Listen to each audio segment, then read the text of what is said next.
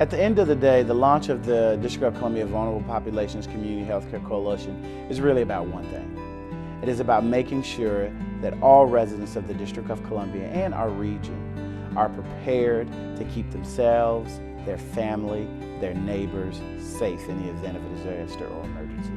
The coalition will meet regularly to discuss ways to empower vulnerable populations in the District of Columbia to withstand and recover from a disaster and emergency. We seek to identify healthcare preparedness and response strategies to meet the unique needs of vulnerable populations in the District of Columbia.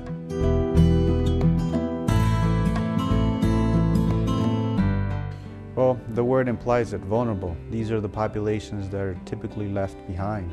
So we are actively working towards ensuring that we have better access to everyone, with information, with shelter, with food, any resources that we as a city can provide. Any one of us can be vulnerable and at risk at any time.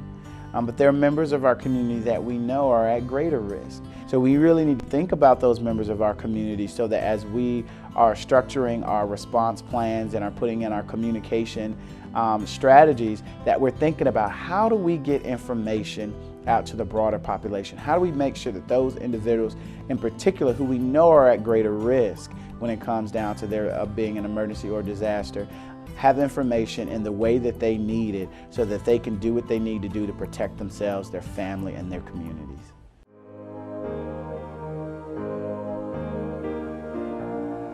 Well, today's convening with the launch of the District of Columbia Vulnerable Populations Community Healthcare Coalition is really exciting, and it brings us to an exciting phase in this process. It's my understanding that this will be the first coalition of its kind that's been launched by a state or municipal government entity in the country.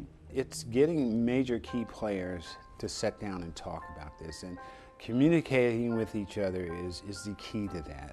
For me, it's important to share my ideas and share our office ideas and the great work that we're doing with our partners here in the city so we can find a synergy.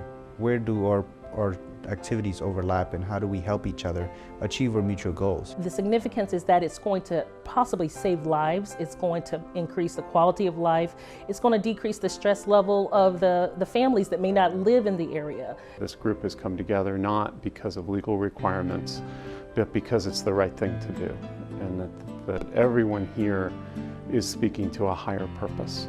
It's an opportunity to come together in one voice about what our priorities are.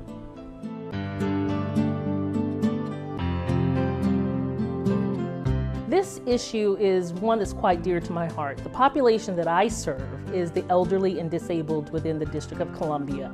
We serve them in their homes to ensure that they are able to live as independently and to age in place. This coalition here would give us the tools in order to make sure that they're safe in case there is a disaster that occurs. Well, this issue is really important. It's an issue that did not just come up today. It's something that over the past several years we've been talking about, and really is about coordination and finding synergy between individuals who are in need of assistance and making sure the resources are there for them. I think this issue means that there's opportunity to collaborate with people that know stories on the ground.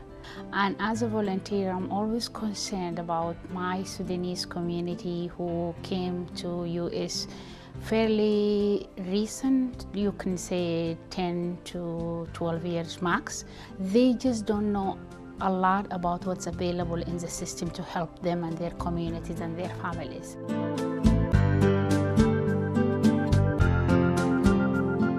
The statistics are clear that if you're in a disaster or you have a heart attack or you're choking, a stranger is going to save your life. And we want as many folks prepared to handle emergencies.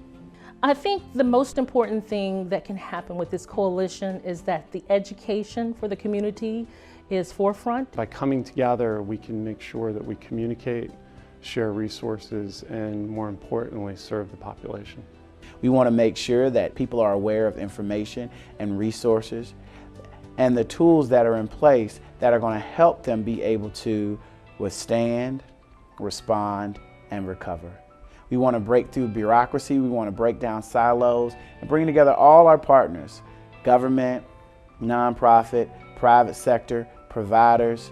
Get people to the table so that we can make sure that our residents are informed and empowered to make sure that they're safe and that they're well.